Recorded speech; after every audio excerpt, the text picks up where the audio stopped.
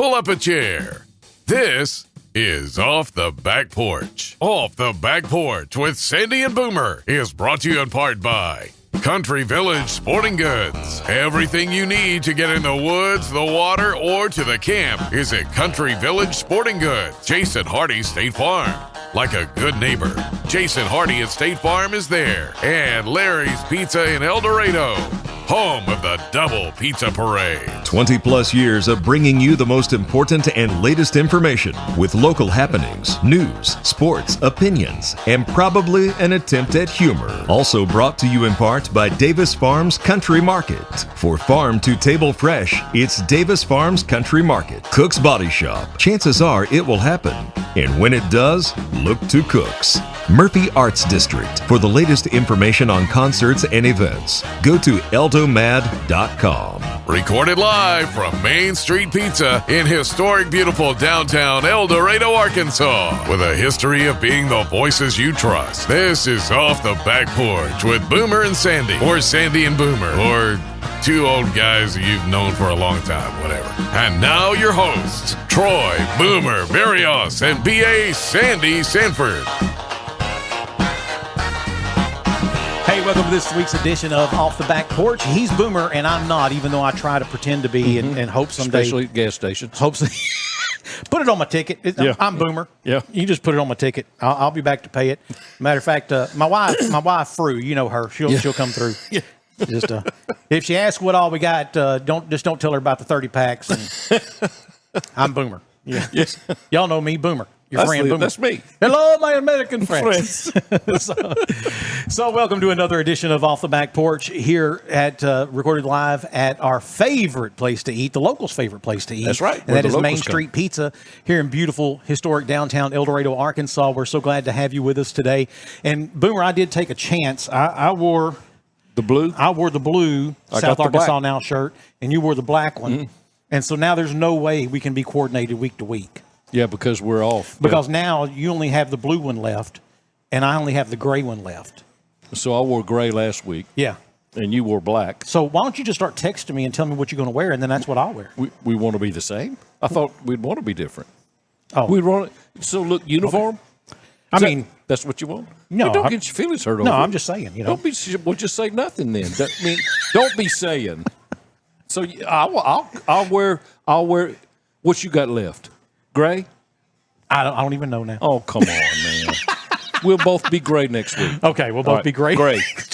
I'm gray all the time. Yeah. So, of course, I've been talking to a number of our viewers and listeners, and I am truly humbled by the number of people who like, man, it's so good to have y'all back. And for those of you who don't know, by having us back, Boomer and I did a country music morning show together for a lot of years, either as host and co-host, or we were both co-hosts with another host. With another guy, yeah. And there were several of those throughout the years, too. But it was the Kicks Country Morning Show on Kicks 103, and enjoyed those years. Always a lot of fun. They were loads of fun, and I would go out in the community after, because I was sales too, and it'd be 10 o'clock in the morning, and my voice would still be on the radio, and I'd be standing there with them. They're playing, and they look at me How like, do you do that? How do you do that? I said, magic. Just trick photography, like my daddy used to say. Trick photography. So one of the things that the people told me, and I'm sorry, Mr. Oriella, touched my microphone. One of the things that somebody told me was they always liked when we talked about different things happening in country music. And I thought, well, you know what? We can add that as a segment to the show this week in country music history. Do you have a little sound bite for that or anything? I wish we could incorporate. Oh, well, I don't have it turned up. Okay. Never mind. I'm sorry. I'll try to figure out how not to be an idiot in the future. We'll see. Yeah, there it is. That's Smokey and the Bandit. So that's an attention getter. So how about this right here? Okay. It was the 3rd of June, another sleepy, dusty Delta day. Yeah. What is that? That's it was 3rd of June, another sleepy Delta day. Bobby Channel throwing something off the bridge and Yeah, Jack Bay. What is it, Yeah. Bob? I can't remember. Ode to Billy Joe. Ode to Billy Joe. That's it. Yeah. Yeah. What he said. And we the people. so I included that in this week because Okay. it was the 3rd of June. It was the 3rd of June. In the song. Yeah. And, of course, nominated for 8 Grammys. Yeah. And that song came out in July 1967. Who sang it? Bobby Gentry. Bobby Gentry. Yeah. Did she do any other stuff? She did, but nothing had the Nothing success. the success like that. And boy, you can go online and watch that, and it is just mystic the way she sings that song. And you can picture it. There's still a lot of debate about what the song is really about. Because the movie, there was a movie made, Yeah. Ode to Billy Joe. Yeah. And basically he committed suicide in that movie because he was closetly gay in the movie. Yeah. But that's not what the song Indicates. And she was asked about it, Yeah. about what this meant and that meant. Yeah. And she just like, I don't know. I just wrote it. Yeah, she just didn't allude to it. She didn't allude to it. Yeah, but, a lot of times artists want you to imagine. yeah, They're invoking. Why something. ruin your view of it? Yeah. By telling you what I Yeah. meant. And Yeah. and again, I believe sometimes they don't even know. They're Like just when I found out the walrus was Paul, I didn't like that at all. The Beatles. You see, I'm sorry. Do what I now? jump back to the 70s all of a sudden. Never mind. The walrus was Paul. Some people will know. I'll what I'm Google talking. that. People will know what I'm talking about. Okay. All right. I'll Google that. It's a Beatles thing. Here's another one for All you. right. Was the dark of moon on the 6th of June in a Kentworth pulling logs? Cab over Pete with a reefer on and a Jimmy hauling hogs. We was heading for Bear on I-10 about a mile out of Shaky Town. I says, Pigpen, this here's the duck, and I'm about to put the hammer down. Convoy. Yep. Convoy, C.W. Convoy, McCall. yeah. Yeah. Dark of the Moon on the 6th of June. The duck of the moon. Oh, yeah. Yeah. And, of course, Jimmy hauling hogs. So that Jimmy... could you back up on them hogs there? The smell's getting a little intense up here. The Jimmy hauling hogs, Jimmy was it was a 2-stroke diesel engine. Yeah, it wasn't And a person. It was made by Detroit Diesel, and they called it a Screaming Jimmy because it was owned by GMC at the time. Okay, yeah. And so that's why it was called. And a cab over Pete. What was it? Cab over Pete with a reefer on. So it's a cab over Peterbilt With with a refrigerated truck. Yeah. trailer. Yeah. Heading for Bear on I-10.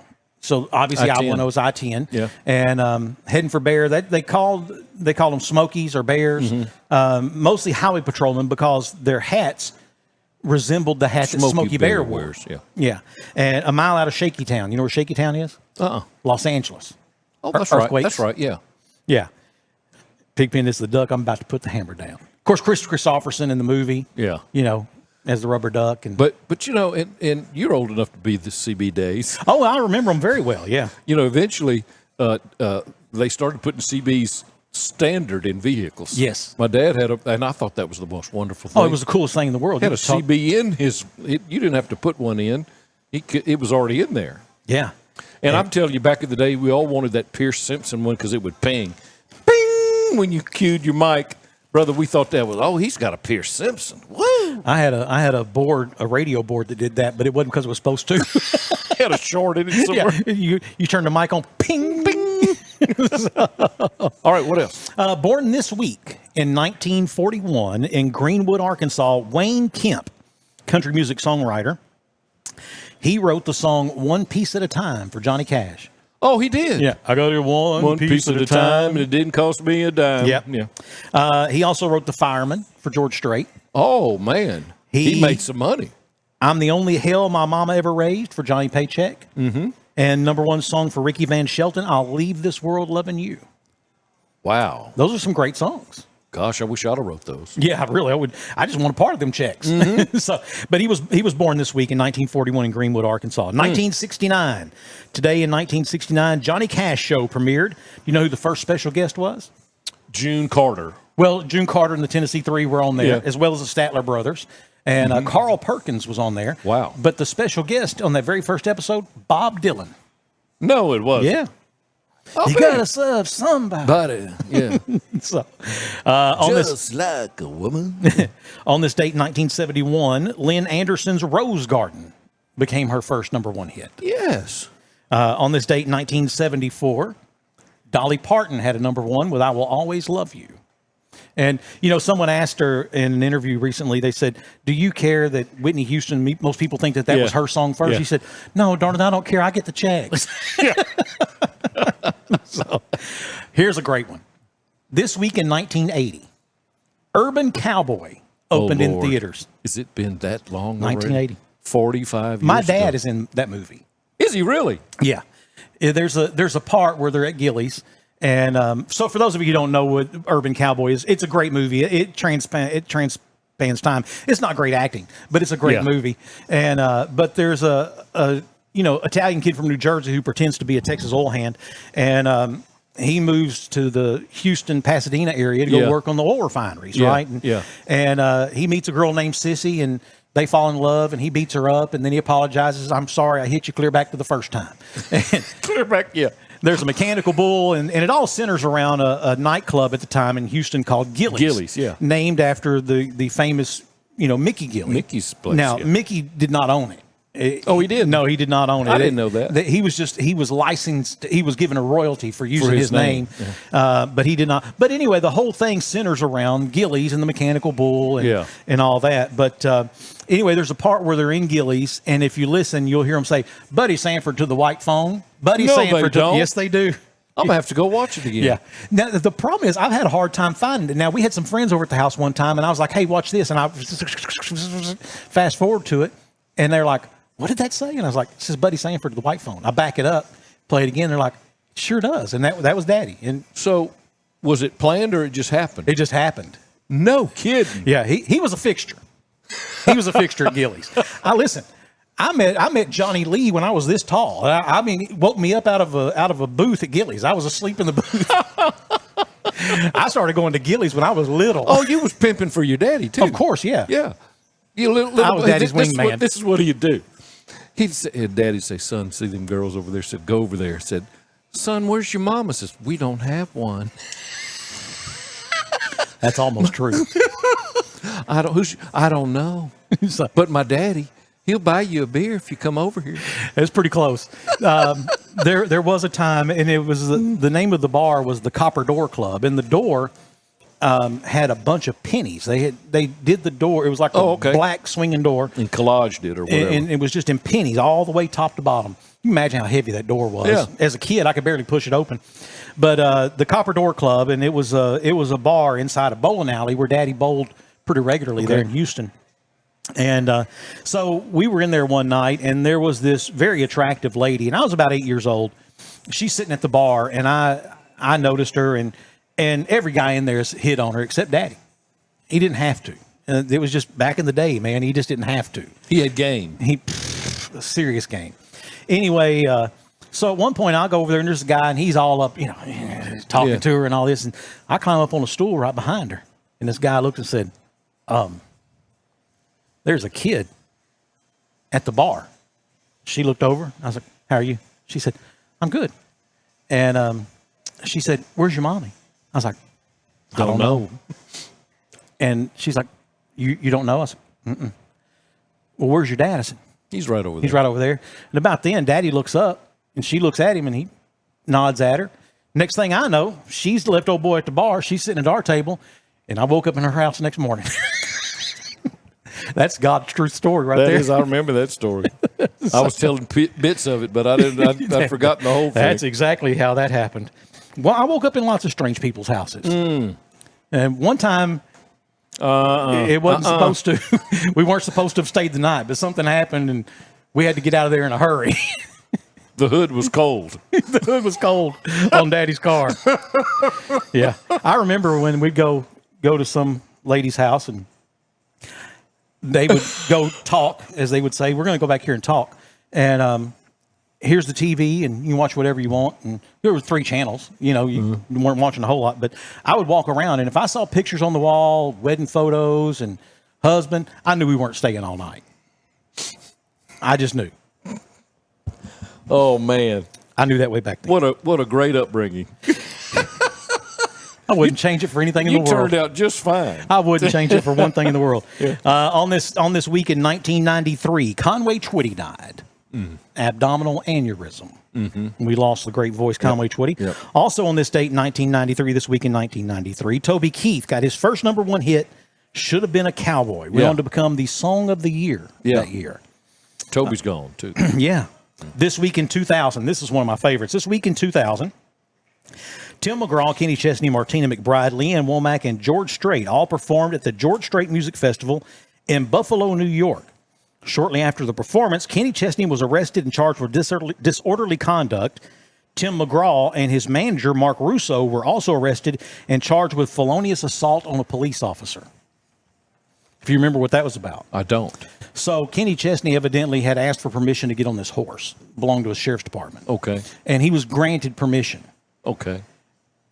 That's where the story split. Some say he had permission to ride it. Some say he only had permission to sit. Yeah. But as he rode, some deputies went to get him off of it. And according to Tim McGraw and his road manager, Mark Russo, they felt like the deputies were being rougher than they should be. Overly. Now, you know, Kenny's not a big guy. No. And so Tim, being a good friend, and Russo punched him. They ran out there to defend their friend and ended up all of them going to the pokey. And they were eventually all acquitted. But, yeah. I didn't know that story. Yeah. That's a good story. There's Cletus T. Judd does a parody of She Thinks My Tractor's Sexy. Yeah. My cellmate thinks I'm sexy. My name is Kenny Chesney. And it has horse sounds in it. Oh, no. Oh, no. Let's see. On this week in 2003, Tammy Wynette's Stand By Your Man was ranked the number one country song of all time, according to CMT. It was ranked as the number one song of all time, according to CMT. Her ex-husband, George Jones, was at number 2 with He Stopped Loving Her Today, followed by Crazy by Patsy Cline, Ring of Fire by Johnny Cash, Your Cheating Heart, Friends in Low Places, I Fall to Pieces, Galveston, Behind Closed Doors, and Mamas, Don't Let Your Babies Grow Up to Be Cowboys. Wow. Yeah. That's a bunch. Also on this week, 2005, Toby Keith had a number one hit with As Good As I Once Was. I ain't as good as I once was. Great song. Yep. Great song. That's just the plain hard facts. Let's see. This week in 2014, the Cowboy Rides Away tour finished in Dallas, Texas, shattering concert attendance records with nearly 105,000 people in attendance. Wow. And according to Billboard magazine, that is the most tickets ever sold for a single performance by one artist. Oh, my. And 105,000 tickets at that one. That wasn't all one night, though. Yeah, it was one night. Oh. Yeah. That's plenty. Yeah. I mean, you're talking about basically 8 times the size of the whole city of El Dorado. Sure. At one event. Yeah. On one night. That's a lot. Yeah. My son asked me this question the other day. I thought it was interesting. He said, what's your top 3 favorite George Strait songs? Yeah. So I told him, well, I said, Amarillo by Morning is probably always going to be number one for me. I said, I can't even remember now what I told him number 2 was, because I just thought of it off the top of my head at the time.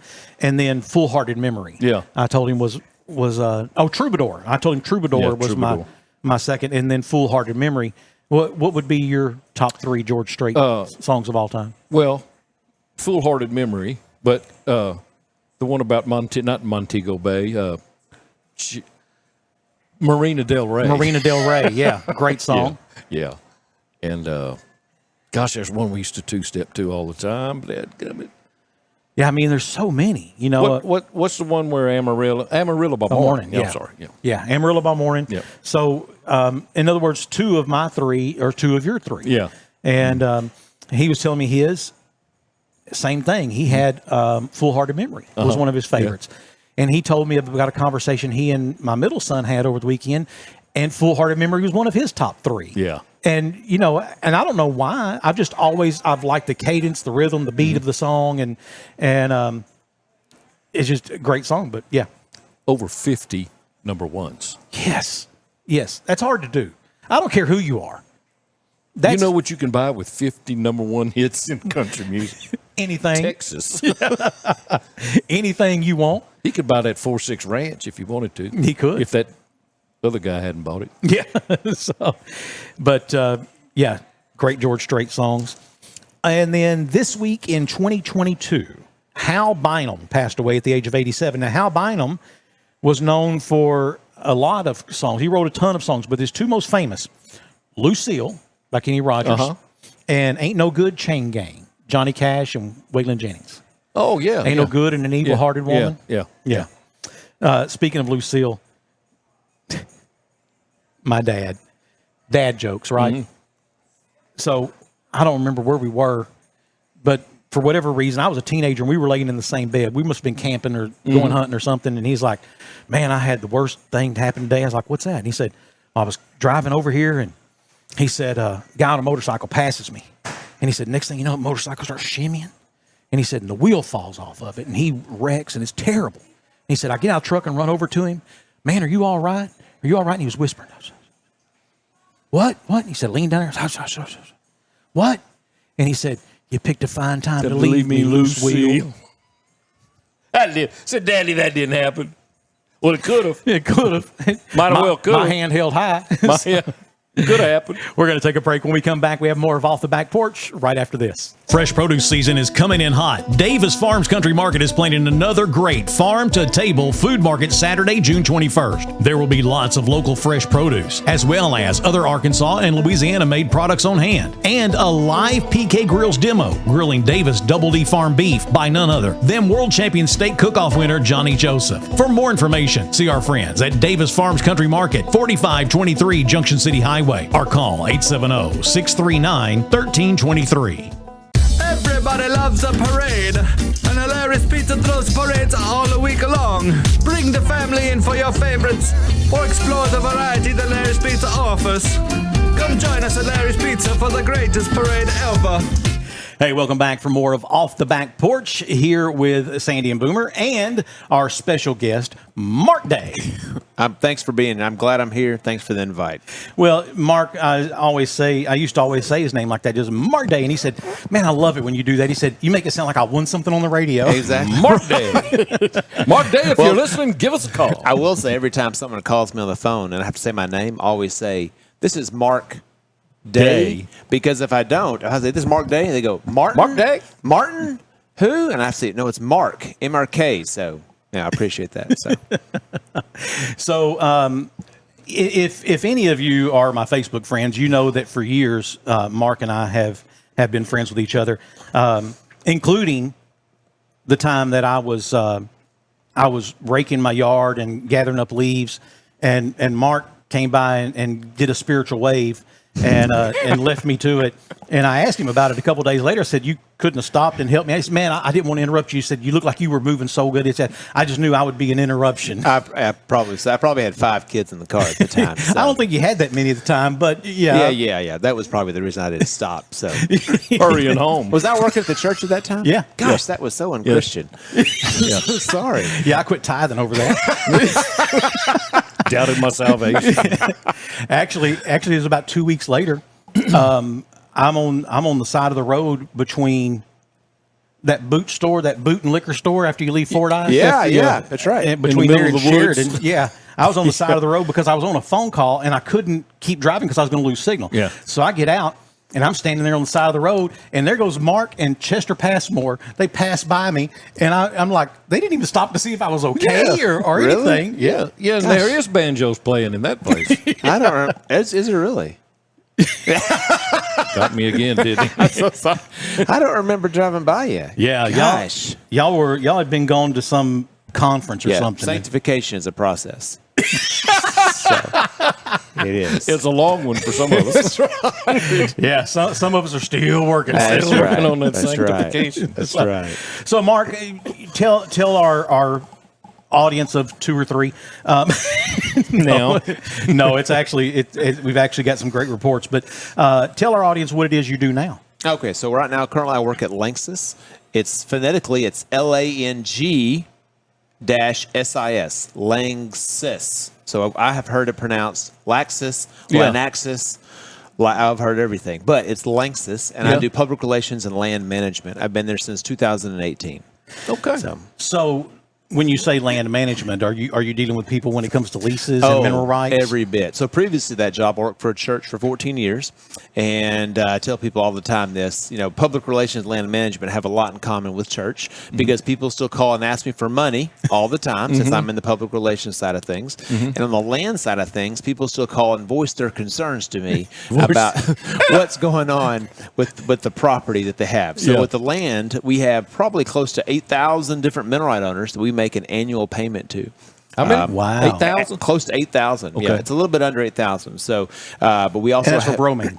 But it's called brine mineral Brine, rights. brine, Brine, okay. not for the bromine, but for the brine that we pump out of the ground. Gotcha. So, but we have, again, close to 8,000 of those. We have surface rights, right-of-ways, well sites that we have to manage and take care of. So I'm the person that if anybody has any concerns or positive things to say about Lanxess, they would talk to me. And they'd say, hey, Mark, I have a question about so-and-so, such and such about Lanxess. Can you help me out? How many of them positive calls do you get a week? Not any. Oh, no, I get thank you letters. Well, that's good. I do get thank you letters. I do. We get thank you letters from, cool individuals or companies that we might help out with or give donations to or volunteers to. We do get thank you letters. I'm very appreciative of those. So Let me ask you off the wall question. Do y'all have a plane that flies and looks at pipelines we and do, stuff? so what we do is we have a contractor. Am I allowed to say his name? That's up to you. Bobby Tucker. Anyway, so a funny story about that. So actually the plane flies over all the right of way. We have over 160 miles of right of way that we maintain and manage. And so the plane flies over all that at least once a week, maybe twice a week. Well, one time I had this great idea. I was going to call Bobby and say, Bobby, I want to fly with you one day in this. That was the worst decision I ever made. A lot of banks. Oh, my goodness. Treetop level, left and right, loopy-loop, and we were doing the South Unit, and it's about 49,000 acres, about 39,000 acres in the South Unit. And I told him 15 minutes in, I am dying. We have got to turn around and go back. And he said, we're almost done, about 10 minutes worth. And I was looking out the window, but from that moment on, I was staring straight ahead. And, Were you nauseated? oh, tremendously. Oh, yeah. I get that. Yeah. Well, the reason I asked, where I work in the mornings is out on Burton Gin Road, out in the middle of nowhere. And the plane flies. I know where the pipeline is. He flies over every day. And he tips his wing at me. I wave at him. Yeah. Yes. Well, that's thoughtful of you. Yeah. He's flying that low. Yeah. Oh, yeah. He flies. Oh, he does. What he does, he looks for like water running on the ground, dead vegetation on pipelines. So all of our pipelines are they're driven over 4 times a year. They're flown over at least once or twice a week. Or every 2 weeks. And then they're also mowed twice a year. Yeah. So they I wouldn't say they look like golf courses, but they look pretty good. You can tell our right-of-ways from other companies. So they look good. Speaking of flying, you took on a task recently, last year I guess it was. You were challenged to go run a marathon. Yeah, that was an accident. Have you ever run a marathon before? No, never. You ran a marathon by accident? Well, that was you wound up in the wrong place? It was a conversation that you and I were having. So what it was is I was with my brother-in-law in October of 2023, and he asked me, he lives in D.C., and he said, what have you been doing these days? And I said, I've been getting into running. And he told me, he said, Mark, you ought to sign up for the Marine Corps Marathon. Oh, Lord. In 2024 in October. And I thought about it, and so Laura wasn't down for breakfast yet. I said, sweetheart, I'm going to sign up for the marathon. Now, my wife knows me real well, and she knows that I say a lot of things a lot of times, but don't mean any of them. And so she's like, oh, okay, that's good. But the moment I made my $250 donation to the Marine Corps, it was serious. Got real. Yeah, it's on. Yeah, so I trained all year long, had a great running group, I followed the Hal Higdon plan. Okay. And I did that and the whole year and, set the days I wanted to run, and I got to the marathon, and I started off way too fast. It was a disaster. I mean, I should have been like 10.5 to 11-minute miles. I was at a 9.5-minute miles the first 13, 16, 20 miles. And then after that, it was downhill. After that, my knees were killing me. But I wasn't going to quit, No. So when I came across, people think when you come across the finish line, you feel victorious.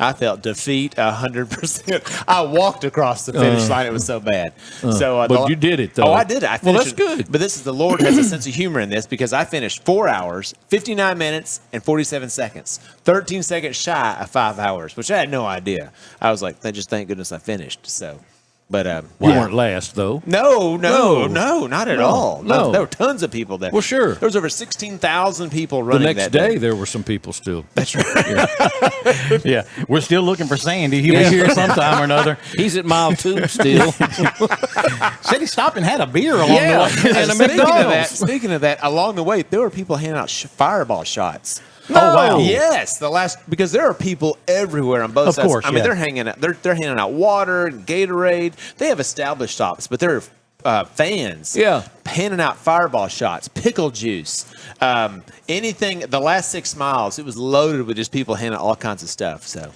Not sure I'm going to take shots from somebody just on the side of the road in D.C. Well, the way my knees felt, It didn't matter.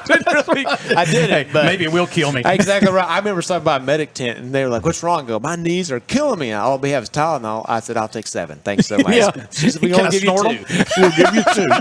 Yeah, can we crush them up and snort them? Exactly right.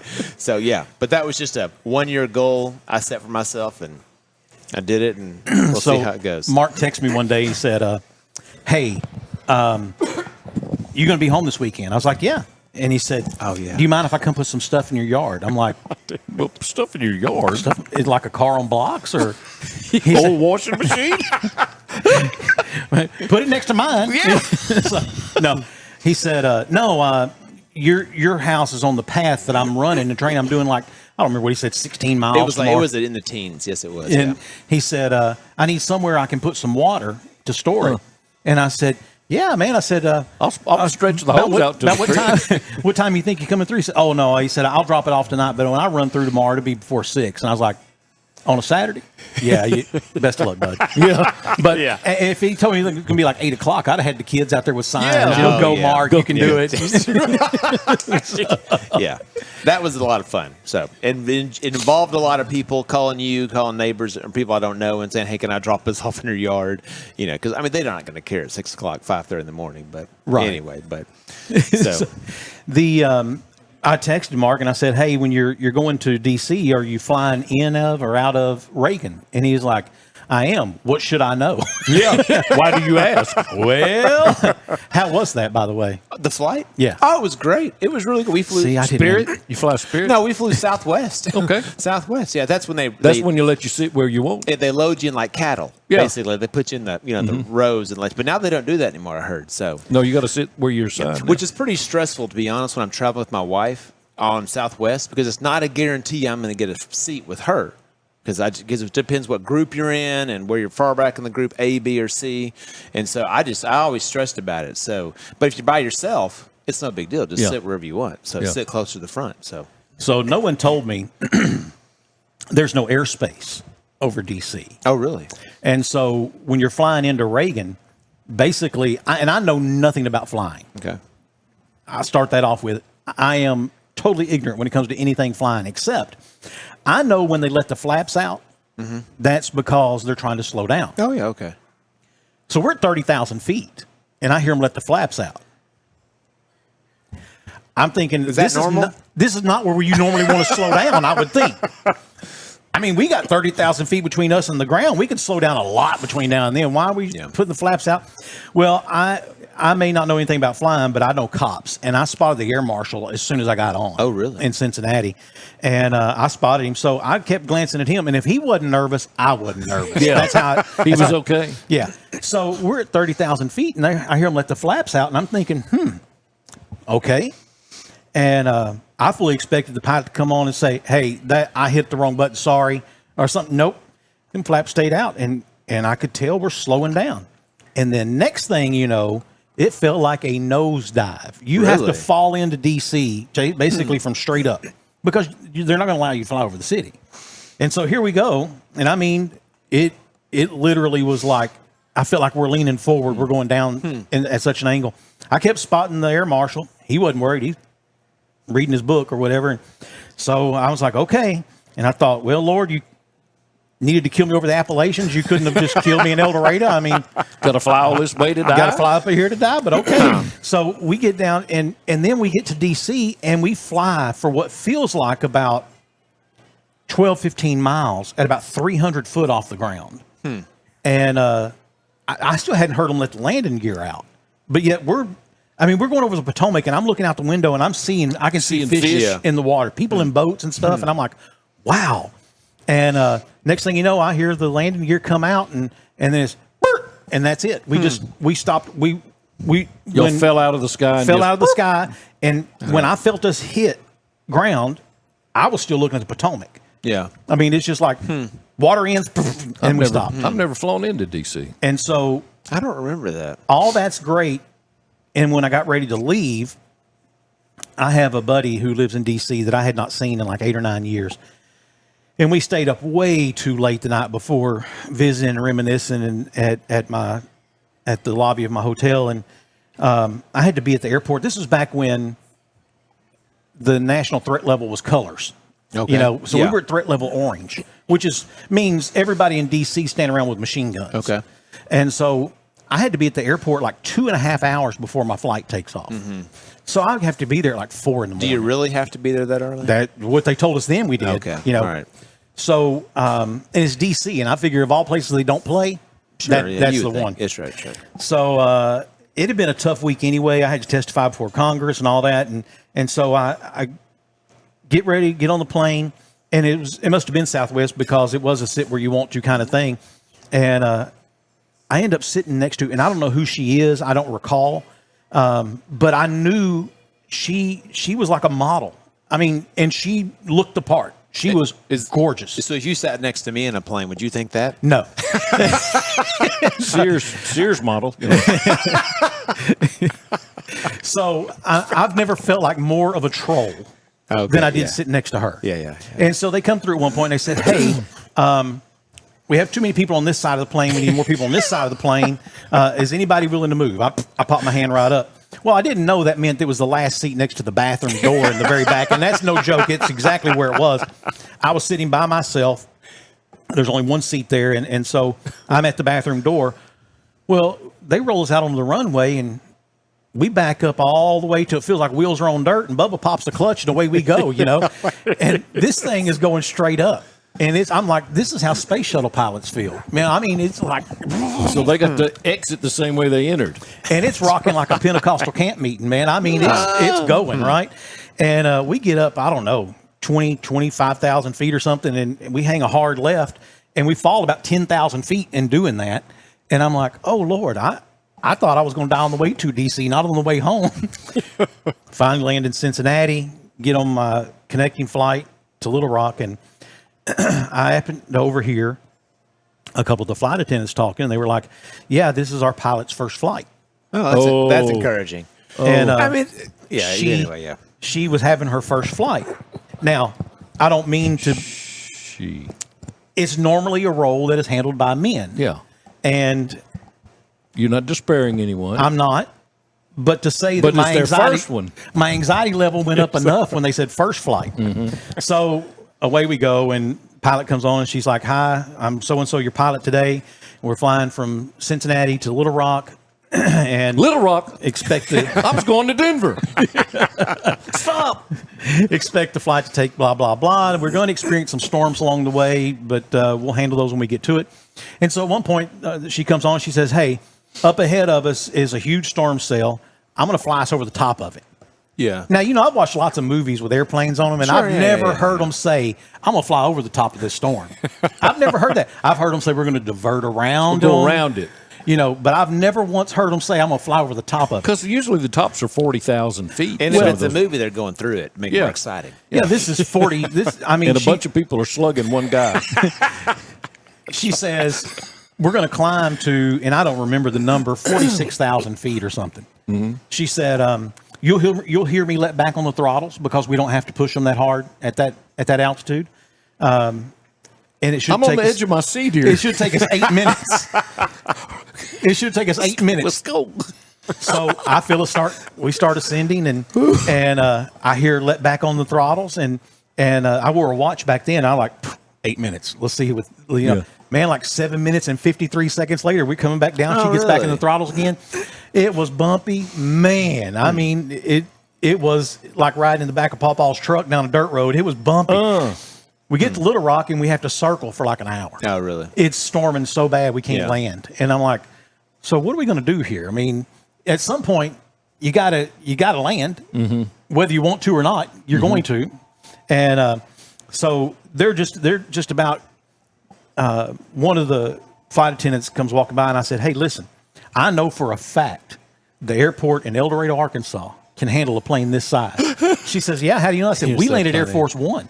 Yeah, and we landed Air Force One. Did they really? Yeah. Oh wow, I did not know that. Several times when George W. Bush was president. And I said, "It's landed," and she's like, "Okay, well that's good to know." I said, "Pass that along." Yeah, tell that lady up there running this thing that we can land in El Dorado. And you just drop my bags off there. I can come back to Little Rock and get my car. I'm not. Are you still sitting in the back? Yes. Yeah. Okay. Yeah. There's an advantage to being in the back, but go ahead. Yeah. No. I was in the back on the way to Cincinnati. Oh, this was a different seat. If you're in the back, you die last. No, you get extra snacks. You get extra snacks. They don't want to carry them all back to the Exactly front, right. so they're like, "Hey, here." I've sat in the back many times, and I've asked the flight stewardess and steward, "Can I have more chips or those graham crackers?" Oh, those the best thing ever. Yeah. So the model never entered back into the story? No, I never saw her. I saw her on the plane. Man, that's where I thought this was going. That's why I kept saying, "Let's go." She wasn't going to Little Rock, I don't think. She was going as far as Cincinnati, as far as I know. But if she's out there and she remembers sitting next to a fat, ugly guy from El Dorado, Arkansas, from Washington, D.C. to Cincinnati, that was me. And I got up and left, and hope I didn't hurt your feelings. But I wouldn't have had anything to talk about with her. Oh, no. Nothing. Really? Well, no. No, I wouldn't have. Oh, well, you could just bring up anything. Mark, you can. I can't. I'm not okay. smooth like you. Yeah. Sandy and I, we can do this like banter stuff. Sure. But when it comes to real life, we're not very good. Yeah. Kind of suck at real life. Mark is one of those guys who can make friends wherever he goes. He is. You and I, we not so much. If we weren't friends, we wouldn't have any. We were friends by default. I literally, when I go out to eat with my wife, I sit with my back to the door, so I don't see anybody that walks in because it's about her and what we're doing and us having a good time. So you see, Sandy and I are just the opposite. We sit with our backs to the wall and our hand on our Glock. Well, there was a time I was single, and I may have had some may or may not. I may or may not have committed some transgressions along the way. No, again, Mark's one of those guys that just makes friends wherever he goes, and you're one of those people like to be around. Oh, well, thank you. Not Troy and I. We're not the kind of people like to be around. In fact, when there's a big group of people and we say something, everybody just kind of looks at you. You ever been that just trying to talk to a group and they all just kind of migrate and you just kind of fall off? That's right. Yeah, that's us. Yeah. I've experienced some of that. But. Matter of fact, I had to pay Mark $50 to show up today. To come today and talk about his job. That is not true. I came here willingly. I still hear people call it Great Lakes. Oh, absolutely. Or Kimchura. It happens all the time. There was a short period there. It was Kimchura. Yeah. But Great Lakes was here since probably since the 70s. Yeah, since the 70s. Mm-hmm. And so it's been that for so long. Sure, it's just naturally. It's just natural. It's okay. Well, the locals will still say line oil. Yeah. And El Dorado Chemical, they'll call that something Monsanto. Monsanto. Yeah, that's right. what it was when it started. So anyway. Yeah. Well, it's the same thing with radio. For how many years did we hear B96? Yeah. For Mix 96. Mix 96. And it was B96, then 96X. 96X. Then Mix 96. Now it's Big 96, I guess. Yeah, Big 96. That's what they call it. Yeah. So, it's just the terms that people get used to. Yeah, it's fine. You ask my kids what the name is of that store that's down the road from my house, they'll say the Stop and Rob. Stop and Rob. It's Stop and Go. But that's all I've ever called it is the Stop and Rob. And they'll say a lot of things that you always call things. I know. when they say them at school, and their teachers are texting me.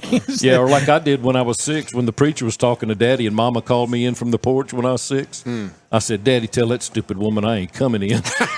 With the preacher standing there. Oh. And Mama heard me from the porch. Oh, Lord, you think they wasn't embarrassed and mad?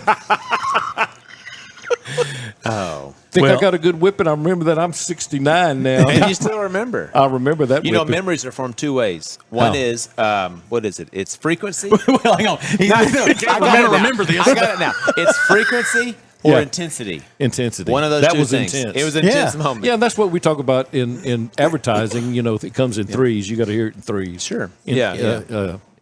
Frequency. Yeah. You only got whipped spanked that one time. Yeah. Oh no, no. There were several. That's from 6. Yeah, if Daddy was alive, he'd be whipping me today. He'd be 104. But wow. Yeah, I tell people all the time, like I was over at a buddy of mine's house and we were using some tools or whatever. I don't remember exactly what it was, but I started gathering everything up, putting it back where we got it from. He's like, man, I'll get that. I said, That's right. I said, my dad will come out of the grave. You hear me? My dad will come out of the grave tonight and come into my room and say, now go back over and get all that stuff. Put it back where you got it from. Let me ask you if your dad did this. My dad, after he used the shovel, he would wash it off, wipe it down, and oil it. No, they make medicine for that now. Yeah. You don't. People don't have to do that anymore. You don't have to suffer through that. I just have a question. Did he just commit a crime? That seems like an activity you would do after you commit a crime. No, you'd have to understand the Depression children. Oh, okay. You know, the generation before. Well, he's not a baby boomer. The generation before mine, they went door to door picking up metal to make into tanks and stuff to fight the Japs. Oh, okay, gotcha. And so anything they had, they would save it. Dad had a big wood pile. Anything leather, he would cut out leather and make hinges out of leather and stuff. And yeah, they used everything. Okay. When I moved Mother from Oklahoma to Arkansas, she had every National Geographic since 1952, I think. Oh my! I said, Mama, you Mama. are so lucky. Mama. She goes, those are priceless. I said, well, then let's donate them to the library before we leave. Yeah, that's right. And but anyway, they weren't hoarders. They just didn't throw anything away. That's true. They used everything they used everything they had. Yeah. And you know, Dad said there was only one kid at his school that had shoes, that his family could afford shoes for him. He said, but he wouldn't wear his shoes to school because he didn't want to be an outcast. Yeah, that's right. Everybody else didn't have shoes, so it was a different generation. Where in Oklahoma was that? Well, we moved. We kind of migrated to Oklahoma, but my parents were from Louisiana. Oh, okay, gotcha. Yeah. Okay. I knew a guy. He said, "Man, I was so happy." He said, beginning of the summer, he said, "Mama got me a brand new pair of shoes out of the Sears and Roebuck catalog." He said, "Man, I love those shoes." And she said, "Don't mess them up. That's your school shoes." He said, "When school got here, he said, my feet were too big for them." You done outgrown. You need to get to wear them. Yeah. And they weren't buying another pair. No, you had to just cramp in them. No, he just didn't wear it. Oh, he just didn't wear shoes. Yeah. You know, unlike today where I have bought 3 sets of cleats in one baseball season for kids that for a kid who was growing out of them. Oh, yeah. One time my dad took us shoe shopping. My mom always did the clothes shopping with us, but my dad took us and bought me a pair of 13 size shoes and told me I was going to grow into them. You were like a 9 then? I wear a 10.5 right now. Wow. You look like a clown going to school. They were a pair of black high-top Nikes. That's what I remember. And I remember. Well, no wonder that was a good $75 at the time. Exactly right. But I never grew into them. Or somebody will. That's right. Needless to say, 3 of his sons have worn those shoes since. You know, I'll say this about Mark and his lovely wife. I heard a preacher tell Mark one time. He said, "Brother, whatever you do, don't ever let any man lay hands on your wife and pray for her eyesight, because if she could see well, she'd be so done with you." I saw a friend of mine. His name is J.R. Eldridge, and he used to coach high school football. And he was in town and visiting a friend, and he said, "Is Laura still married to you?" I'm like, "What kind of question is that?" You about punted your coverage, is what he said. Yeah, definitely. Yes. He goes, "I never understood how that worked." Yeah. I'm like, what are you talking about? So Mark and his wife have impressed me in that. I mean, they're just a step this side of homesteaders. Are they? Yeah, I mean, she's handy. They make their own. They make their own She's bread. handy as a pocket on a shirt. right. Oh, man, they didn't know that. Raise baby goats, and I don't think anything in Union County is going as viral as when Mark's goat was having babies, and they put that live on Facebook. That was a time. You know, we had dairy goats for 10 years. 10 years. You don't have them anymore? No, I sold every one of them about 2 years ago. It's the best decision I ever made. You know, having goats is like especially when they're sick, it's like a poker game. You've already lost some money. You might win, but anyway, you just have to decide how much more money are you willing to put into that goat before you fold. Ungoat that goat. That's right. Or Unalive. I have called goats over to the house before. I mean, goats over the house. I have male goats to come and breed our goats. I've called veterinarians to come over. I have. We had a goat one time that was having a hard time birthing, and I had to reach inside and turn the head around, and it came out. And I literally laid it down on the ground, and my dad said, I looked at my dad and said, "Where's the head?" And what had happened was the goat came out front legs first, but its neck was turned around backwards. And so for 24 hours, well, probably for 48 hours, it walked in a circle because that's all I could do. But that goat was a good milker. It turned out to be really good. Well, figured it better make its keep now. That's right. Exactly right. There's a term called barbacoa. That's right. That's right. So we've had, Laura makes bread, and she's 7 loaves at a time is what she usually makes it at. 7 loaves at a time. Whew. And so she was on a pretty good stretch for several years, and then she took about a 2-year break, and now she's pretty much back on it. So, and she homeschools your children. Oh, yeah, that's right. Yeah, we homeschool. That's right. Yeah, we kids were homeschool. That's right. So we have a 19, 17, 15, 13, and a 10-year-old little girl. The rest of them are all boys, and they are all boy. They're active. They love each other. They do. They mostly get along, but there are moments. So, Were you a member of the Goat Coalition or anything? The member, member of some kind of organization? There were goat clubs. Yeah. Chase Roberts and I made a disparaging remark about goat meat one morning on the morning show, and it went up the ladder, and we were getting emails and hate mails from California. Yeah. Everywhere because we had said something disparaging about goat meat. And it really wasn't even that. It was an offhanded comment. It was he a said throwaway. Something about it like rancid goat meat, and then just moved on. It was a throwaway. Yeah. Well, I want to tell you this. I've having been an executive in media, you get bombarded a lot. You're always at the mercy of what somebody on your radio station says. There was a guy one time that showed up at the radio station ready to beat up Rush Limbaugh. Okay. Because he thought he was here. Thought Rush was in there. Yeah.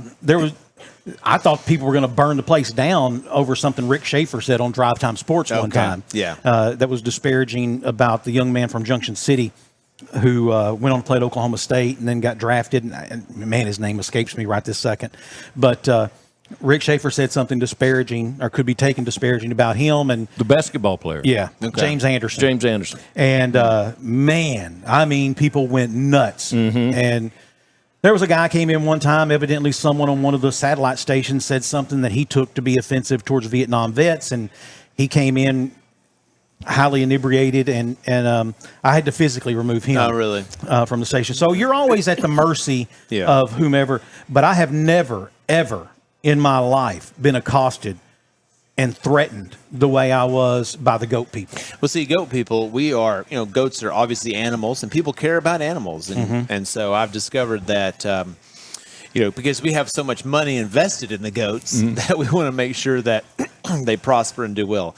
But I will say that my kids, if I brought home 2 goats today, they would be the most excited 2 kids, 2 youngest kids ever, because they love the goats. And my wife loved the goats, but I told her, I said, And they taste wonderful. yeah, I don't know anything about eating goats. Yeah, we did. We had some of the coalition come in and brought a whole platter of goat. Yeah, it's a meat. It was the Meat Goat Growers Association of Arkansas or whatever, and ended up. And I don't remember their names, but they were like the president of the statewide organizations from maybe Sheridan or something, and then the vice president was from Smackover or something, and we invited them on the air with us, and just was like, look, this has gotten way out of hand. I mean, I was getting death threats. I was getting pictures of my house sent to me. Oh wow! Okay, and like I know where you live. So it was a lady and a man, and Chase is a great host and was trying to engage them in the gentleman.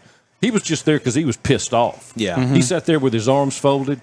And we went to break, and I said, Chase, quit trying to save him. I said, let him bury himself. Yeah. But the lady was doing well. Yeah. She did great. And we went for another segment, and I said, well, we're innocent in this. We didn't disparage them anyway. So we were on the bad end. And of course, our station manager Sandy Sanford caught the brunt of it. I sure did.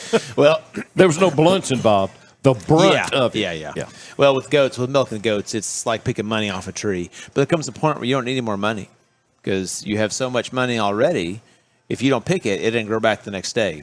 So it's an every day day, yeah, no vacation. No vacation. Mm-hmm. That's exactly right. If you take off, somebody else coming in and milk the goats for you. That's exactly right. Yeah, and you better do it. And you better do it around the same time every day because they get confused and their milk production changes. And yeah, people think goats are hardy. No, they'll die in an instant on you. They'll eat everything, but it's not beneficial for them in any way. I saw a guy on the internet that has a whole trailer full of goats, and he'll come cut your yard for you. Oh, really? Yeah. Yeah, they'll eat it down in a day or two. Yeah, absolutely. Yeah. So, I saw the same kind of deal with a guy with pigs. And he takes pigs and puts them in this pasture, and he runs about 2 strands of hot wire around it. Mm-hmm. Yeah. And he'll be like, everything in there, give me a couple days. And sure enough, about 3 or 4 days later, I mean, it looked like somebody's come through there with a brush hog. And just, Yeah. I know a guy that has monkeys that rides pigs. You ever seen him? oh, my goodness. I remember seen that. them monkeys riding them pigs. I am not having monkey discussions with you. There is a group that has little monkeys that'll run Every and jump on time them. I have a monkey discussion with Boomer. It never ends well. You get in trouble. I will say it's something positive about, factual about goats. About baby goats. People think baby goats are adorable and bottle feeding. Oh, no. See, on YouTube and Facebook, you only see the good stuff. 15 seconds of bottle feeding baby goats. You don't see the next 30 seconds of the oldest baby goat pushing the little ones away and drinking, or them knocking the nipple off the bottle and all your milk everything's spills. down. Exactly. I have had many anger issues throwing baby goats over the fence because Throwing them over the fence. I mean, the fence is all up to here, so it's not that high, but they land up, you're putting them back. yeah, in a motion upward kind of a way. So, in an excited, fast exactly right. kind of- Nobody shows you on YouTube, Facebook, the ending of feeding baby goats, bottle feeding. It's not pleasant in any way. You know what my wife wants? She wants one of them little baby donkeys. Oh, I said, where would we put a baby donkey? Yeah. You've seen those online? Yeah. She thought, I kept your dumb ass in the house. She What? thinks I kept your dumb ass in the house, so why not another one? Well, I will say with baby goats, if you fall over, if I'm on the ground, which I've done this, I've tripped and fell on something, they will thrust their nose at every dark crevice part of your body. Because they are looking for the milk, or they're trying to let milk down. That's your natural instinct. They suck, and then they thrust their nose. So they're just trying to. So if they milk from the udder, they're thrusting their nose at the udder to let more milk down. Yeah. It's just natural for them. But if I fall down, literally, they're nursing. Oh, they are thrusting their nose at every dark Did you have any of crevice. those fainting ones? No, I never had any fainting goats. You had no. some that passed out from being let Chunked back over in a the- fence. They landed on their feet every Okay, single whatever, time. whatever, Like a cat. whatever, Mark Dag. Hey, Anyway, so. does your lovely wife want some raccoons? No, Are you sure? We have chickens. Can I ask no. her? Can I ask Yeah, her? you're welcome to ask her. If she says no, that's Absolutely. We have chickens. We're not going to get raccoons. No, no. So we're having actually a hard time right now. So we actually have near our home there was a fox that had baby foxes, and it was pretty much like National Geographic, Animal Channel, just maybe a quarter mile away. So we would go look at the baby foxes.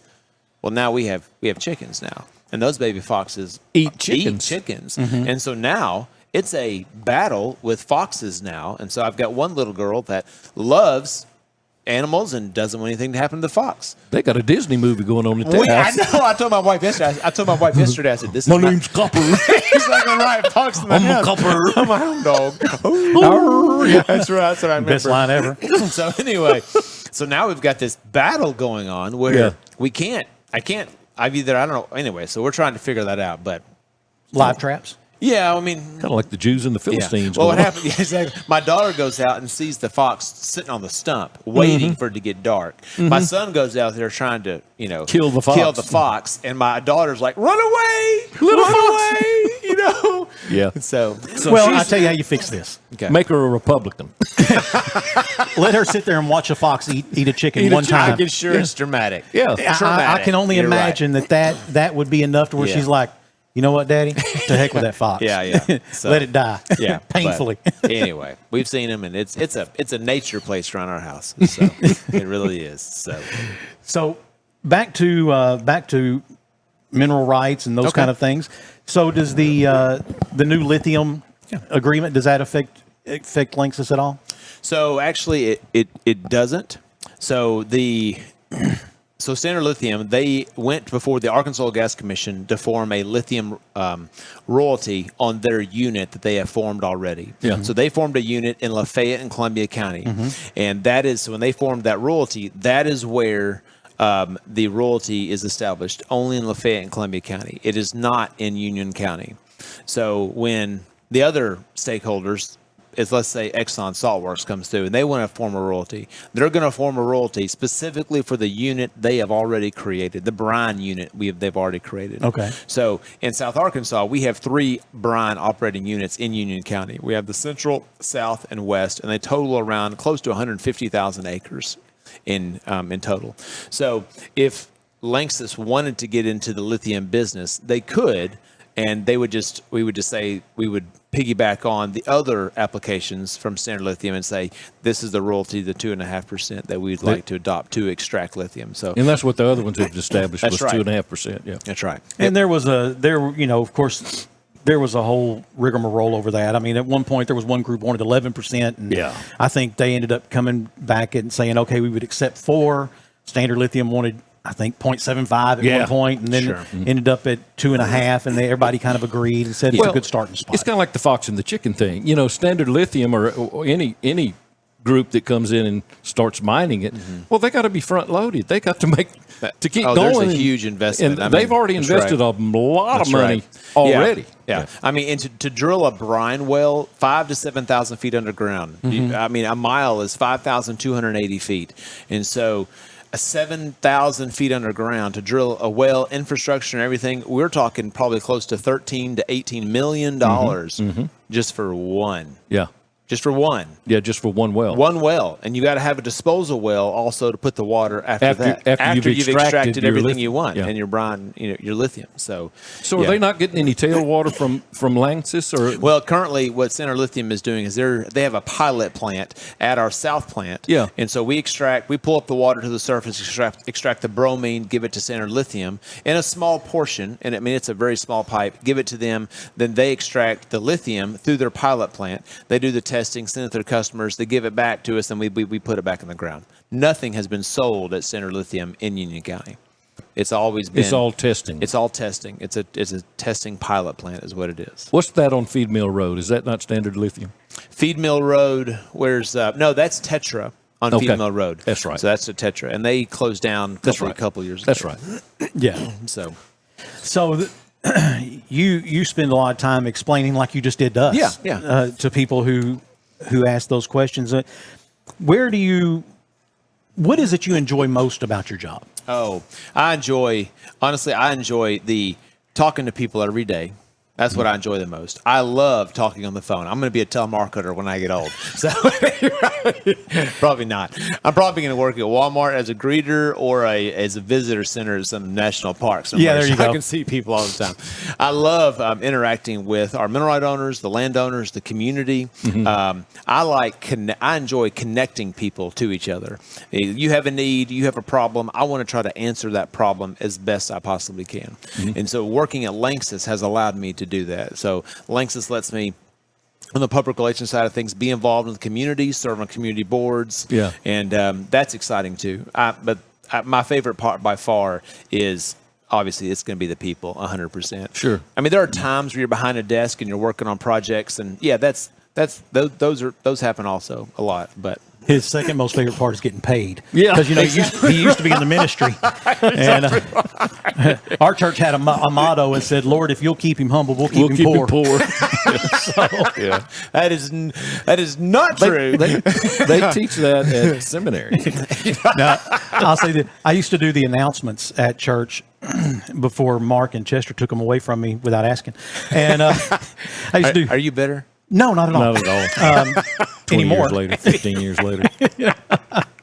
But no, I used to do the announcements, and one of the things, you're pastor on duty this week, because Lord knows we only had like 34 pastors at the church, and your pastor on duty this week is so-and-so. Mark Day. So here's his phone There was number. one Sunday, it was going to be Mark's week starting that week, and I just said, your pastor on duty this week is Mark Day, and I know for a fact he loves to serve. So if there's anything you need, I mean anything. You need help taking out your garbage, need help raking your yard, whatever it is you need, you call Mark Day. Here's his number. Yeah. And I gave it out. That's right. This is how far back this was. I had an answering machine at my house. I had a home phone and an answering machine. And I get home one night and I see a message blink, and I go over there and hit it. And he's like, "Sandy, this is Mark. I'm sorry if I sound like I'm out of breath." He said, "But I've spent all day carrying bread and milk to widows and orphans." Raking yards. Taking out the garbage. That's right. You know, that is my favorite. One of my favorite things to do is leave voicemails. I love leaving a voicemail. I don't know what it is. It's so weird, but I just like it. If I hear a voicemail, I'm going to leave a great message.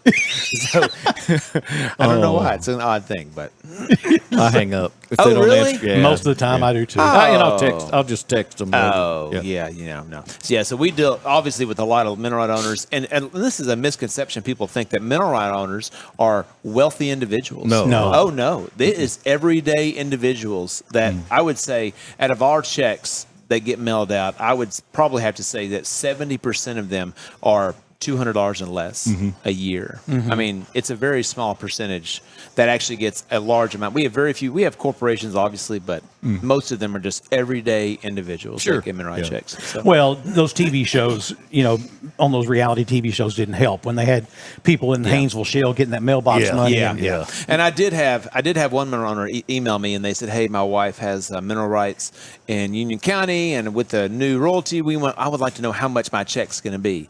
And I had to inform them through email that just said, "Hey, I'm sorry, that's only in Columbia-Fayette County. It's not in Union County." And then the question came back, "Well, when are they going to start?" And I said, "I have no idea. That is, I don't know Well, that's that. the $1 million question. You know, I mean, that's if you go to any Chamber of Commerce event, you go to a city council meeting, you go to a quorum court meeting, you go to any public service meeting, the question is always going to come up. You don't have to wait for it. You don't have to wonder. It's going to come up. Yeah. When is the lithium? You know, when is that going to start When we happening? start getting money. Yeah. That's right. My sister and I, Sandy knows where Winnie, Texas is. I bet you don't. I don't. It's Beaumont. Just outside of Galveston. Yeah. Okay. And so my grandparents had land there, and it came down to just lots. And I didn't know we still had mineral rights on it. And a few years ago, I got a check from a royalty check from a company. It said $4.12. Oh. And my sister and I were the only ones left. Yeah. So she lives in Houston. I said, "Patricia, we all barons now, baby." I said, "I wonder when the next check's going to get here." She goes, "I think that was it." That was the next It was the lease. They bought the lease. Yeah. And we got $4.12. Did you cash it? Heck yeah! Please cash it. See, that's what I tell people all the time. We send out these checks that never get that never get cashed, and it's called unclaimed property. And so what we do is we have to hold on to that money. We have to continue making payments, and we hold on to that money. Then after, in Arkansas, I think it's 5 years. Then we escheat that money to the state of Arkansas, and you can go to Arkansas. What was the word? Escheat. Escheat. ESCHEAT. That's giving it to them. It's right. So we are giving it to the state of Arkansas or to the state we have their last address, and then the state holds on to that, and you can go to the state Unclaimed. to get unclaimed property. Yeah. ArkansasTreasureHunt.com. Yeah. Anyway, I had one of those. In Oklahoma. Yeah. I claimed Martha, working for a lawyer, found out and said, "Y'all got some money in Oklahoma. It's been unclaimed." I said, "Claim it. Let's That's get it right. on That's in here." right. I want that. right. And it was several hundreds. Yeah. So Yeah. anyway. It's easy to do. So. Well, I'm still waiting on my Google. I was the millionth visitor to a website. I don't know if y'all know about this, but I was the millionth visitor to a website, and I got a huge prize coming one day. All I had to do was give them all my banking information, social security number, mother's maiden name, my first dog's name. You write me a check, and then I'll send you this one. You know, you wouldn't believe it, but when we were taking up, Lanxess expanded our central unit, 6,500 acres, and so some of the mineral owners, and it was no big deal to get them to sign a lease. But I felt like I was reverse telemarketing sometimes because I'm trying to convince you that I don't want anything from you. I'm trying to give you money, you money for something. And Sometimes that's the hardest, though. yeah, but it was a lot of, because people have questions because they just don't know, and things that I don't know about. That's okay, and some people just didn't understand, and we worked through it, and it worked out just fine. But You know, I obviously being in the media business for 30 years, I've bought, sold, leased radio tower sites. Yeah. And there was a couple, and I won't say their name, but they live just outside of Arkadelphia and Gurdon. And we bought the radio stations in Gurdon, and the tower was on their site. And there was, they were about to be due a payment for the last year of their lease. Yeah. And so I went and took it to them. And, these were people that very well could have been in my family. They were just simple country folks, and they just salt of the earth people, and visited with them and had a great time, and said, well, this is the last year of the lease. I'm hoping that y'all want to renew it. And they're like, yeah, we're going to need to renew that, but not under these terms. And I don't remember what it was. It was like $800 a year, which is a lot of money. Don't get me wrong. $800 a year is for a tower site lease, because you're not talking about taking up a lot of space. Yeah. You're going up. You're not going out. So, but anyway, we're going to need to renew that, but not under these terms. And so I kind of start talking to them about what those terms, what they wanted them to look like. And it was absolutely not going to happen that way. So I told them, I tell you what, we can do a 5-year lease. I'll pay you for all 5 years up front, and we'll raise it. And I think it was to $1,200 a year. Sure. So $100 a month. And so it's going to be $6,000. And if that sounds okay to y'all, I will get the paperwork. Please have an attorney look at it. And I'll be back on October 1st with a check. Yeah. Okay. So I emailed it to them. And, the emailing to these people was not the easiest thing in the world. Sure, yeah. Well, send it to our daughter-in-law. She's a school teacher, and she's going to print it off and bring it, and absolutely. I can't remember what her .com is and, and all that. Yep. So anyways, got all that done, and October 1st, I take off for Gurdon, and I'm going to take them a check. And I told them it would be in the evening when I got there, 6:30, 7 o'clock. And I get there, and there's the man and his wife on the front porch, and his mama is still alive. And she's over there with oxygen mask and smoking a cigarette. Yep. She said, I'm glad you finally showed up. Now we can go to the casino. Oh, my. Yeah. So I'm sure all $6,000 of that money was gone by the end of the weekend. It was put back in the economy. Yes, it Yeah. was. Probably over in South Haven, Mississippi somewhere. But Maybe so. or Bossier City or something. Maybe but, so. Yeah. But she was she was glad I had made it, because they were going to the casino.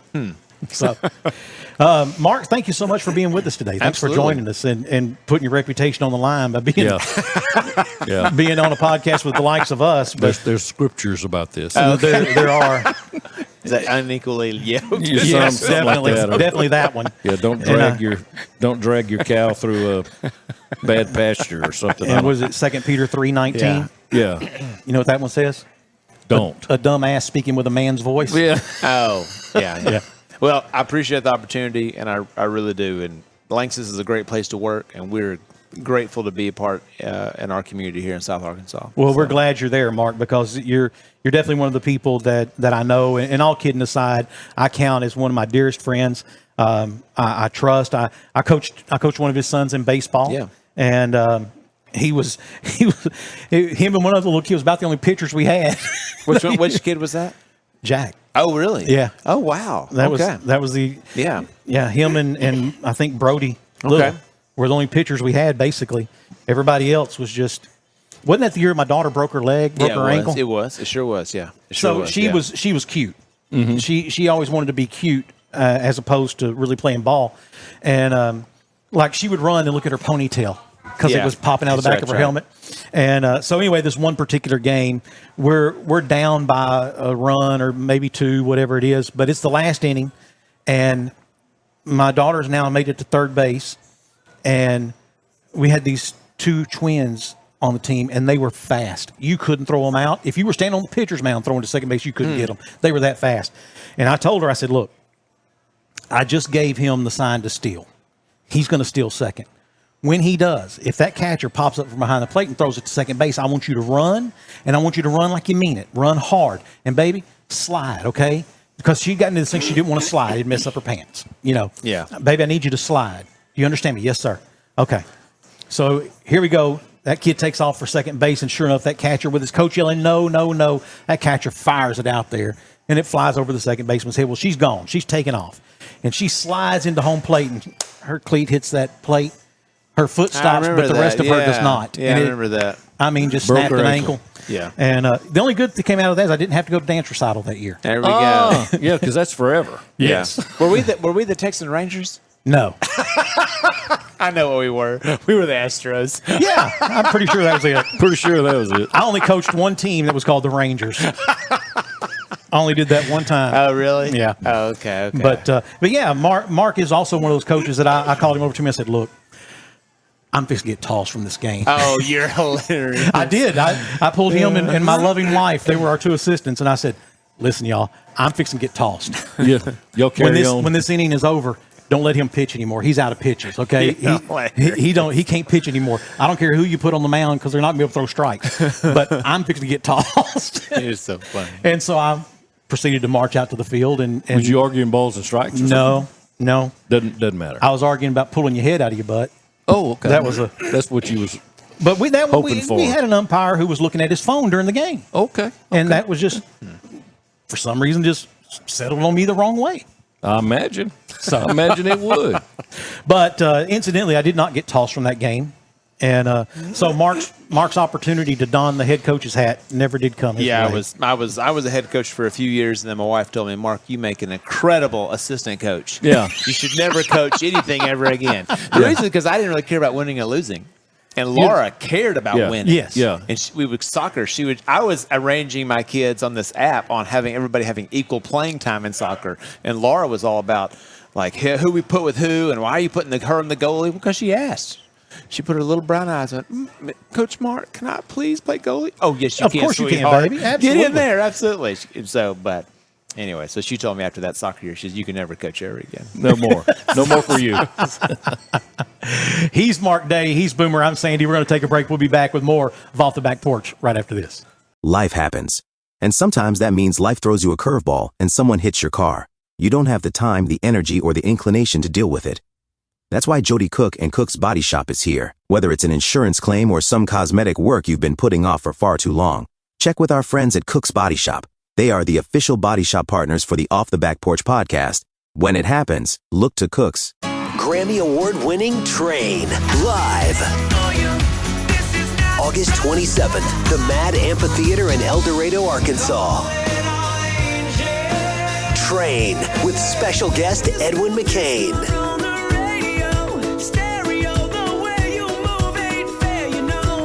On sale now at eldomad.com. Presented by Save Me San Francisco Wine Company. Hey, welcome back for more of Off the Back Porch. He's Boomer, I'm Sandy, and we're glad that you're here with us today. Boomer, I have a great Florida man. Good. This Folks love Florida man. They do. A man searching a Florida lake for frisbees. Okay. Now, first of all, I thought frisbees float. I think they'll. I mean, I think they'll float, but they'll also. I guess if they turned over. If they turned over, they'll. Yeah. Yeah. A man searching a Florida lake for frisbees. Did he know there were some there, or yes. just okay? I thought it was. He was intentionally looking for them. Okay. May have died as a result of a possible alligator attack.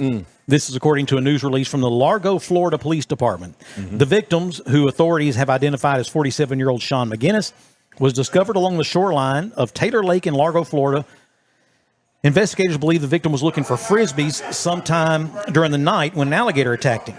So basically, he disregarded the no swimming signs. He disregarded all the other no trespassing signs, the beware of alligator sign. He ignored all those, and then went in the water.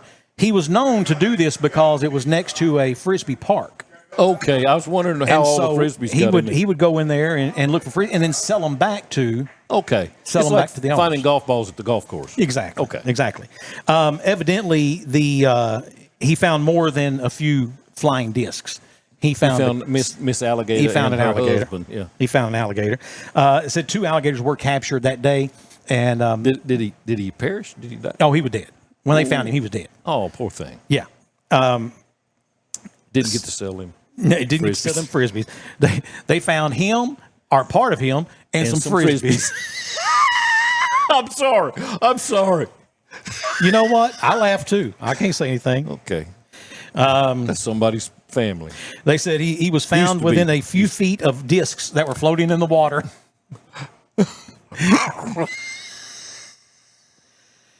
Did you see that man get his little puppy back from that alligator? Yes, I did.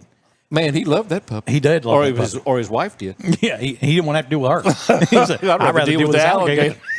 So, they did capture two alligators. They said they did some tests on them. And they was full. They flossed them, I guess, to see what they had in their teeth, and none of which was Mr. McGinnis. Oh. So there's another alligator. Lurking. There's still one out there.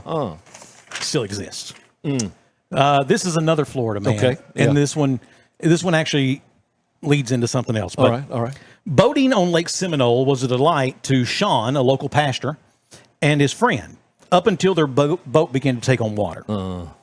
He had no life vest, but no worry. Other boaters on the lake called the Pinellas County Sheriff Rescue Team, and on Friday afternoon, shortly after 2 p.m., they were safe and on land again. Okay. Catastrophe averted, kiss the earth, right? Yeah. But Pastor Sean, 39, evidently wanted more of the same. He called a different friend to ferry him back out on the lake so he could rescue his boat that had been taken on water.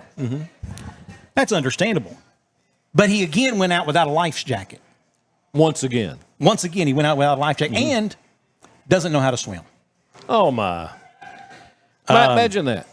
Around 5:30 p.m., poor Pastor Sean tried to transfer to the little boat and actually capsized it. Not so easy to jump from one boat to another, is it? Especially when it's already taken on water. Now, poor Pastor Sean was definitely in the drink, no life vest, and does not know how to swim. 2 sunk boats. Yeah, twice. No. He was still trying to save his first sunk boat. I thought the second one sunk too. No. I'm It's not when he paying jumped attention. in the first one. Oh, I got you. It capsized. Wow. Well, for sure, his buddy tried to save him, but was unable to pull the pastor out. And why is that, you might ask? Why? Because he didn't have on a life jacket. And he can't swim. So lifeguards and like Navy seamen, they're taught how to rescue people out of the water. Because you can't just pull somebody up out of the water. I don't care how strong you think you are. Yeah. Without capsizing your own boat. But they're taught to grab them by the life vest. But he didn't have one on. And humans aren't made with handles. No, they're not. So Don't have them handles. anyway, Oh, man. A whole litany of bad decisions. can't swim, the boat's sinking, you try to rescue it without a life vest, and you incautiously plunge into the water to boot. Now, are you thinking God helps those who hobble themselves? Is that No. Pastor unfortunately could not walk on water, and neither could he swim. He definitely was found by authorities 4 hours later by divers who found the body. And reluctant to the stereotype, it was indeed took place at Lake Seminole, Florida. However, Pastor Sean posthumously was given a Darwin Award. Oh, yeah. You know what the Darwin Awards are? Yeah, that's for being dumb. That's for people who no longer will be able to procreate. No, shouldn't be able. Because, well, it's given to people who can't procreate. He can't because he's deceased. Because he's deceased. Most of the time, He's the decedent. Yeah, most of the time, the recipients of Darwin Awards are dead. There was the guy who put his manhood Inside in of a ball washer at a golf course and cranked the handle, not understanding how those things work. And he spayed or neutered himself. He's got a whole bunch of stuff that's going to happen. So he won the Darwin Award because he will never be able to procreate either. But most definitely. when we come back from this break, I've got another Darwin Award for you. Oh, good. This one is pretty good. All right, Pretty good. We'll talk about that when we come back right after this.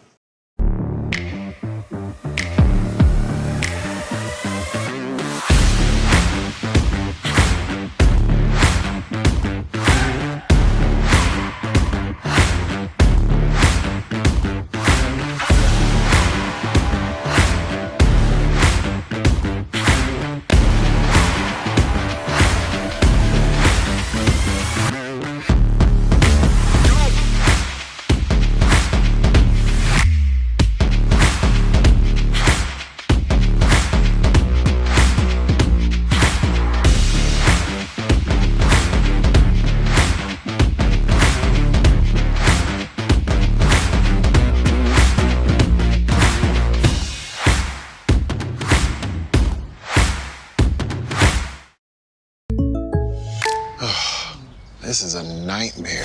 Someone called for a nightmare? Hang on. That's your nightmare? Some roof damage? I'm a professional. I deal with real nightmares. You just need to sing the State Farm jingle. State Farm jingle? Do it! Like a good neighbor, State Farm is there. State Farm can help with your claim. We're here when you need us. Great. Can you get rid of it? Ooh, we getting rid of. Wait. Like a good neighbor, State Farm is there. Hey, welcome back for more of Off the Back Porch with Sandy and Boomer. And Boomer, before we went to the break, we were talking about the Darwin Awards. And for those who aren't familiar, the Darwin Awards are normally given out to people who either unalive themselves Unalive them. through stupidity or something. And it's because survival of the fittest, they will no longer be able to procreate. Not all Darwin Award winners are dead. Yep. Most of them just are, but the ones who aren't wish they were. This is once upon a time in the vast skies over the Persian Gulf, there soared a hero unlike any other. His name, Petty Officer Brandon Dilbert, though his comrades affectionately dubbed him Superman. Not for his superhuman feats, but for his gravity-defying antics. Okay. Brandon served aboard a mighty MH-53 Sea Dragon, the largest helicopter in the U.S. Navy's arsenal. One fateful day, in the midst of the hum of rotors and the scent of jet fuel, he decided to elevate his airborne experience. Inspired by tales of daring and perhaps too much caffeine, he crafted a makeshift harness from a 10-foot cargo strap. His mission? To emulate the Man of Steel himself by Supermaning out of the helicopter's rear cargo ramp.